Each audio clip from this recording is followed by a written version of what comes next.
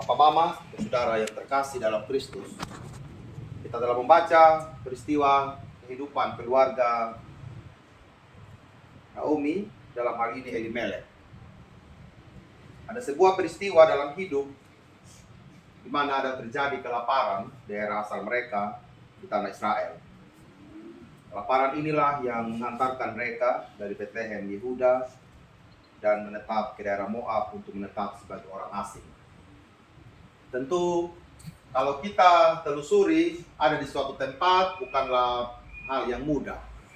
Adaptasi tentu, menyesuaikan diri dengan keadaan, ya, dengan orang-orang, dengan lingkungan dan situasi dan berbagai macam hal. Nah, ke dalam penyesuaian itulah duka dialami oleh keluarga Elimelek. Ya. Yang pertama, Elimelek Tuhan panggil. Ya. Kemudian yang kedua, ketika anak-anaknya mengambil perempuan Moab, Orpa dan Ruth, ya, anak-anak itu juga mati. Dalam tradisi Israel, tidak mudah untuk seorang perempuan yang ditinggal suami memperjuangkan nasib dan haknya tanpa ada laki-laki yang ada di sisinya, yang bertanggung jawab terhadap seluruh kehidupannya, baik dalam kehidupan ekonomi maupun dalam kehidupan sosial kemasyarakatan. Tetapi bersyukur kepada Tuhan, ada sebuah pergulatan iman yang sedang dialami. Yang pertama, ada pergulatan iman yang sedang dialami oleh Naomi bersama dengan Ruth dan Orpa. Yang mereka alami yang pertama adalah kehilangan. Om Adi pernah kehilangan, saya pernah kehilangan, Oma juga sudah pernah kehilangan. Ya. Kita semua juga sudah pernah kehilangan orang-orang yang terkasih di dalam hidup kita. Ya. Bukan saja kehilangan orang yang terkasih, tetapi bagi Naomi, Ruth, dan Orpa adalah kehilangan sebuah kehidupan. Dalam kehidupan ekonomi mereka maupun dalam kehidupan sosial mereka. Dalam kehidupan sosial tidak ada lagi yang menganggap ketiga perempuan ini. Karena tidak ada lagi laki-laki yang bertanggung jawab terhadap kehidupan mereka dalam tradisi Israel. Jadi dalam tradisi Israel, orang-orang seperti ini menjadi tanggungan komunitas. Ya, kehidupan mereka ditanggung oleh komunitas. Mereka juga tidak punya hak lagi, ya hanya makan saja. Peristiwa kehilangan tentu bukanlah hal yang mudah untuk mereka alami sebagai tiga perempuan yang ada di negeri asing. Jadi situasi yang mereka alami saat itu adalah kehilangan dalam berbagai aspek kehidupan mereka. Hal yang kedua, pergulatannya adalah memberikan jaminan kepada menantu bahwa engkau punya harapan, engkau masih bisa menikah lagi. Dia sudah saya pulang, engkau kembali sudah. Di sini bukan saja kembali begitu saja, tapi di sini juga Naomi, Orpa, dan Ruth kembali ini bukan saja kembali ke rumah, tetapi bagaimana kembali kepada sebuah tradisi lama. Bangsamu dan bangsaku, Allahku dan Allahmu. Ini yang sudah keluar kemudian pergi lagi, saya pikir bukan suatu hal yang mudah untuk dialami oleh Orpa dan Ruth. Tetapi dalam pergulatan itu, ketiga perempuan ini punya sikap masing-masing, punya prinsip. Ya. Naomi mengatakan, ya saya tidak bisa lagi melahirkan anak laki-laki untuk engkau. Jadi aku pulang, itu dia punya pandangan. Ya. Ruth dan Orpa responnya beda-beda. Orpa, ya saya kembali. Ruth tetap ikut bersama dengan menantu. Artinya, dalam menghadapi seluruh peristiwa hidup, setiap orang itu memiliki responnya masing-masing. Dan setiap respon itu ada dia punya konsekuensi. Ada dia punya dampak. Apapun keputusan yang diambil baik Naomi, Ruth, dan Orpa, selalu ada konsekuensi. Tetapi harus buat keputusan. Banyak mungkin kita tidak bisa membuat keputusan. Suka apa istilah orang bilang, anak muda bilang galau ya. Suka terombang-ambing dalam hidup ini toh. Pilih sekolah saja mungkin bingung mau pilih yang sekolah yang mana ya. Ke sana kemari kayaknya asik semua toh. Kemana nona? Ide. Bingung kita karena serba bisa toh ya. Semua kita bisa gitu kan ya. Nah, tidak gampang. Tetapi keputusan harus kita buat. Dan ada konsekuensi dari semua prinsip apapun yang akan kita ambil. Berbeda pendapat itu tidak salah. Yang penting kita tahu apa konsekuensi dari semua keputusan penting dalam hidup. Kita lanjut hal yang ketiga. Ya. Berjalan terus kehidupan dan pulanglah. Dan Naomi berani pulang kembali ke Bethlehem. Dia harus berhadapan dengan kenyataan. Ingat, setiap keputusan hidup yang kita buat bukan di awan-awan, tetapi di bumi yang kita pijak. Dan terjadi proses kayak itu di tengah-tengah dunia itu. Dan Naomi sanggup untuk melewati itu. Dia tahu, dia bilang, kalau saya pulang di sepunya kampung ini, dok sama saya, dia bilang, saya Naomi, bukan Naomi, nama sekarang, nama Mara. Pahit hati. Kita ingat peristiwa di Mara toh, perjalanan dari Mesir ke tanah Israel toh, ada apa? Air yang pahit di Mara itu. Nah, Naomi mengalami kepahitan. Tapi kita belajar dari Naomi, betul ia mengalami kepahitan, tetapi ia tidak mau hidup dalam kepahitan. Dia mengakui, ya dalam hidupnya saya ada kepahitan. Suami meninggal, anak mantu meninggal, anak kandung meninggal, anak mantu juga tinggal cuma satu saja itu. Tapi dia mengatakan, dia mengakui dalam hidupnya saya ada punya kepahitan. Tetapi dia tidak mau menghindari kepahitan itu. Dia berjumpa dengan kepahitan dalam hidup. Dan itu adalah jalan untuk penyembuhan dan pemulihan. Papa, mama, dan saudara yang terkasih, kitab Rut ini bukan tiba-tiba ucuk-ucuk jadi begitu ya. Kenapa ditulis ini kitab Rut, Papa, mama? Karena Rut adalah salah satu keturunannya Tuhan Yesus. Kita baca baik-baik di Matius 1 ya. Rut ini salah satu perempuan dari sekian laki-laki yang ada yang disebut sebagai keturunannya Tuhan Yesus. Jadi nanti kalau di belakang itu kan Rut menikah dengan Boas toh. Nah, Boas ini bapaknya siapa? Isai. Isai itu bapaknya siapa? Raja Daud. Raja Daud lah ini yang buyutnya Tuhan Yesus.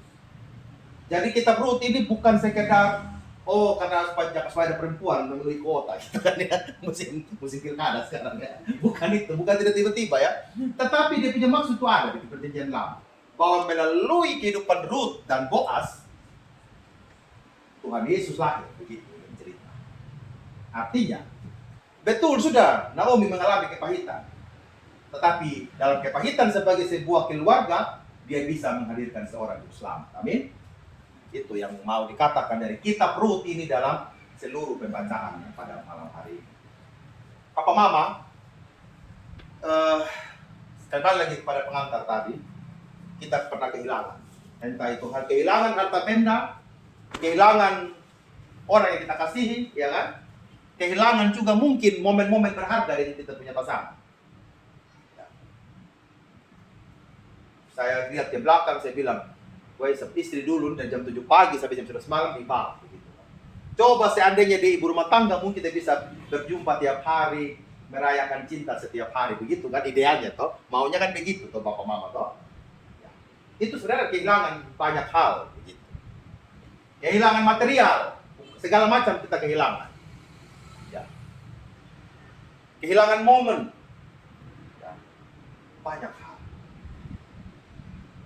Tetapi dalam seluruh kehilangan yang akan membawa kita kepada kepahitan itu, sebenarnya Tuhan sedang merancang sesuatu yang indah. Ya. Sama seperti Tuhan rancang bagi Naomi, dia tidak tahu bahwa engkau sudah besok ini akan melahirkan sebuah orang juru selamat. Dia tidak tahu. Ya. Dia hanya tahu, saya lapar, saya lari. Betul ya? Lapar di mana tadi itu? Di Israel, lari di Moab. Sampai di Moab sana bukan saja lapar jasmani, kelaparan rohani. Ya. Kembali lagi ke tanah asal, diejek. Tapi Naomi tetap berdiri sebagai seorang perempuan yang luar biasa. Dia masih mengurus Ruth dan Boaz untuk menikah. Ya, bukan anaknya, bukan saudaranya si Boaz itu. Ya. Tetapi dia punya hati yang lebar dan luas bagi Naomi untuk mengurus menantunya itu menikah dengan Boaz. Jalan-jalan manis yang disiapkan Tuhan yang kita tidak pernah tahu. Oh, nantinya ini keturunan Yesus itu ada di sana. Saya percaya ketika kita semua ada dalam kepahitan hidup, kita juga ingin keluar dari kepahitan itu. Kita tidak mau seluruh kepahitan itu merajai hidup kita. Itu tidak mau. Yang kita mau apa yang merajai hidup kita? Damai, sejahtera, suka, cita dalam hidup ini. Banyak kecewa yang kita terima, banyak perlakuan buruk yang kita rasakan. Apalagi di sekolah usia, Mama Dewi ya, anak-anak kita omong kepala angin semua. Jadi Mama bilang tuh, anak-anak kepala angin, omong A buat B. Ya. Mungkin mau tanda tangan ijazah, saya mungkin kejar-kejar sama orang. Padahal yang butuh gitu. Tadi di daftar ada di SMTK sih, berlewat. Sulit tapi itu, sulit apa-apa di satu. Sampai sana kurang semua. Di fotokopi saya bilang begitu. Nah, contoh sudah. Ya. Kita mau dorong segala macam. Ya. Saya ingat saya bilang ini dulu saya lulus SD, SMP 1 saya daftar sendiri saya bilang. Ya. Orang numpuk dulu SMP 1, tahu sama dulu tuh. Sekolah masih kurang kan? Orang dari Moliru jembatan gantung tanah, orang datang turun daftar di SMP 1 kan. Disesak kita masuk di loket itu. Mau ambil formulir 1 aja. Zaman dulu belum ada online. Berjuang. Sekarang makin muda anak-anak cuma kepala angin. Ini macam-macam rupa-rupanya warnanya. Tetapi kita harus belajar dari Naomi, Ruth, Orpah. Jalan-jalan hidup yang mereka alami dari ayat 1 sampai 22 ini kayak tidak ada di dunia senang-senang ya. Dari lapar, meninggal, berdebat, bergumul, tolak, bahela, tinggal, mundur, jalan, pulang kampung, pulang ke bangsanya. Ini kan tidak gampang untuk kita lewati seluruh peristiwa hidup iman kita. Tetapi percayalah, tidak ada yang kebetulan dalam hidup. Peristiwa pahit yang kita alami semakin mengokohkan iman kita bahwa Tuhan sanggup membuatnya menjadi manis. Peristiwa duka dalam hidup ini Tuhan akan mengubah menjadi suka. Ya, saya selalu cerita sama Om Adi. Betul, kita kehilangan istri, kehilangan momen, tapi kita juga menemukan Tuhan. Betul ya? Kita menemukan Tuhan. Kita menemukan sahabat-sahabat. Saat air mata sering jatuh. Itu kalau orang di Manupara kemarin berani keluarga saja urus, talapku semua keluarga. Saya jamin begitu. Hujan, urus orang banyak begitu, tahu memang. Tapi saya bersyukur menemukan putih hatinya orang-orang di Manupara dan seluruh tetangga dan keluarga kerabat. Saya menemukan. Mungkin selama ini saya ada keluarga, mungkin hanya setengah-setengah saja Mama toh. Pergi datang, pergi pulang begitu. Tetapi ketika lihat keluarga yang begitu total dengan kita, menyadarkan saya betapa cinta itu jangan biasa-biasa saja. Cinta itu harus luar biasa. Bukan karena dia bawa, dia tidak bawa pun ketika dia ada di samping, itu adalah support yang luar biasa bagi hidup ini. Kita menemukan menemukan Tuhan bekerja dengan cara. Demikian juga ketika kita masih kumpul malam hari ini, di tengah kesibukan kita, di tengah sakit kita, mama dari Bubak datang, keluarga, kita ada untuk saling menguatkan. Tidak ada lagi hal-hal dalam hidup ini yang membuat kita harus saling menyakiti. Kalau orang mau menyakiti kita, kasih dia, sudah dia, ya kan? Tapi kita tetap membangun kasih. Itu sudah dia prinsip. Dan mana Mas PA Jom Adil ya, berjuang untuk kaum Bapa di Menupara ini. Nanti tahu Bapak kaum Bapa di rumah aku, saya jalan ke belum. Ya, masih berjuang untuk kaum rumah aku. Nah, tidak gampang. Tambah jauh pun satu kali acara kaum Bapa hilang terus, pulang di sana. Ya, kita tahu lebih kaum Bapa. Pas menyanyi itu kaum Bapa tidak gampang mengurus ABC. Tapi kita tadi malam tetap sepakat bawa dalam doa.